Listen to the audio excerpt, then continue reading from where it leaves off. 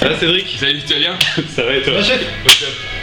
Voilà, il paraît que t'as intégré la Top Shark Academy là, la semaine dernière. Yes, je suis super content, j'ai intégré la Top Shark. Ouais. C'est Et là t'as eu la première semaine, donc c'était une simulation de ta finale, c'est ça? Tout à fait, c'est ça. Et à côté t'as une épreuve théorique où tu dois commenter une main, c'est ça? Ouais, c'est ça, donc une main en fait que j'ai joué justement durant le setup final. Ok. Donc j'ai décidé de choisir une main où c'est encore le début de la table finale, parce que je trouve ça plus intéressant justement de pouvoir parler aussi des stack size à table, de l'ICM. Je sais pas si ça vous parle un petit peu. Oula, attends, moi je t'arrête tout de suite, c'est quoi l'ICM? Alors l'ICM en fait c'est ce qu'on appelle en anglais l'Independent Chip Model. C'est un modèle, donc un algorithme qui permet d'associer une valeur financière à chaque tapis, donc chez chaque adversaire. Ok, et là t'étais dans quelle situation? C'était quoi ta stratégie Alors là ma situation c'est un peu la pire situation de ta finale, enfin jamais la pire. dans la main que t'as choisie hein, Mais ouais. avec l'ICM en fait c'est une situation où on va devoir jouer très conservateur parce qu'on fait partie des stacks moyens. Donc on a 25 blindes, on est 4 stacks comme ça à être entre 25 et 32 blindes, on a un gros chip leader qui fait 60 blindes et 2 short stacks entre 12 et 14 blindes. Donc dans cette situation on va devoir jouer très conservateur tout simplement parce qu'on a envie d'attendre que les short stacks se fassent éliminer pour pouvoir développer plus de jeux. Et du coup dans cette situation on va subir beaucoup de pression de la part du chip leader mais également des short stacks et on va devoir jouer un jeu serré, conservateur et bien en ligne. Et là du coup il s'est passé quoi sur la main que t'as eu en question Donc la main part d'un open, donc d'un raise à 2 blindes au cut-off, d'un joueur qui est aussi un stack moyen, qui possède 29 blindes. Il est censé open une main, une range de main, donc un éventail de mains assez fort, parce qu'au bouton on a un short stack qui a 12 blindes et qui peut potentiellement mettre all-in. Nous on a 25 blindes en big blind, on avait les 4 suités, on défend quand même cette main, même si c'est une main qui est un petit peu border, juste parce que on a une très belle cote et on sait par contre qu'il va falloir jouer assez conservateur après le flop. Post-flop, ouais, d'accord. C'est ça, post-flop. Et du coup ça vient quoi comme flop? Flop vient As-3-9 avec 2 piques, donc on a tirage couleur sur ce flop et backdoor quinte. Donc on décide de check et on fait face à un continuation bet de 34% du pot. Et dans cette situation, c'est là où c'est très intéressant, c'est qu'on a envie de just call. Pourquoi on n'a pas envie de raise alors que pourtant on dit parfois qu'il faut jouer nos tirages de manière agressive? Parce que justement on n'a pas envie de faire face à un all-in de notre adversaire et de risquer en fait tout notre tapis dans cette situation où on a dit avec l'ICM qu'on devait jouer plus conservateur et attendre que les faibles tapis s'éliminent en fait. Ouais, c'est sûr. Du coup, t'as pas envie de raise et de folder s'il fait tapis, t'as pas envie de call, donc finalement tu préfères du coup là t'as fait quoi? T'as check call du coup? C'est ça, j'ai check call, en plus on a une cote, on a quasiment les cotes directes, on a en gros du 1 contre 5 à rajouter, flush draw on a 18% touché turn, donc on a quasiment la cote directe.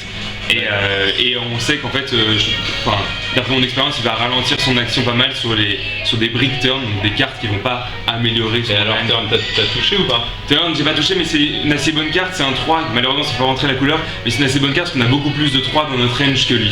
Donc on décide de check. Ça l'a rentrer ou ça l'a fait pas rentrer? Non, ça la fait pas rentrer malheureusement. Okay, mais lui, il a très peu de 3 en fait quand il open au cut-off, alors que nous en big blind, on en a beaucoup plus qu'on défend. Ouais. Donc on a un avantage de range, c'est-à-dire qu'on a plus de mains qui font brelan que lui dans cette situation.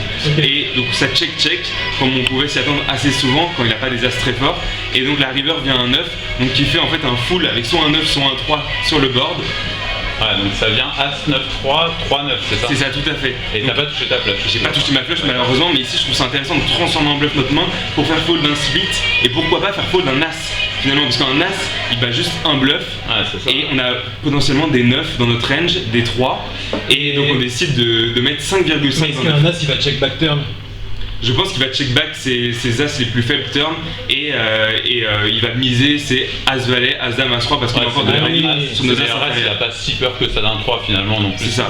Ouais, et puis en plus, il va pas split non plus avec les autres as puisqu'il est. Et tu penses, vu que toi tu bloques les flush draws, c'est gênant ou pas? Le fait de bloquer des piques Alors, en même temps, c'est gênant et pas gênant, c'est-à-dire que c'est non gênant dans le sens où lui, quand il a flush draw, il aurait plutôt misé turn. Mais en même temps, il peut avoir, s'il a pas de flush draw, il peut avoir moins de bloqueurs.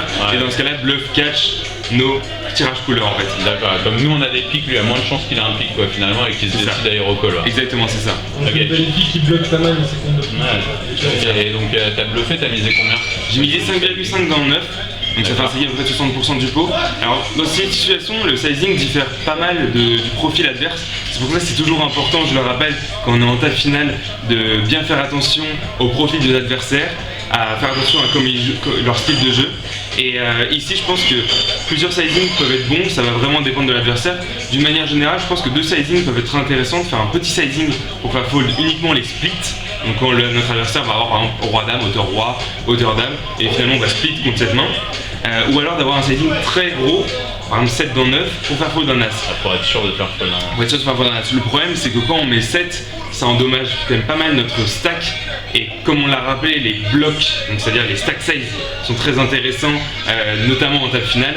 On a envie justement de garder, même s'il nous call, de garder assez de blindes pour avoir de la fold equity, c'est-à-dire le potentiel de faire fold notre adversaire sur des all-in par exemple, et de pouvoir rester en vie dans presque la place encore de reshove et avoir de la fold equity. Exactement, donc on met 5,5 dans 9 et j'estime que même avec 5,5 dans 9, il peut potentiellement fold un as parce que nous, nos seuls bluffs sont des flush draws ou 4 et 5 suités avec backdoor cœur. Alors on a quelques d'autres floats au flop, mais globalement en situation d'ICM comme on l'a dit, on n'a pas envie de faire de magie avec nos cartes, on a envie de jouer assez en ligne.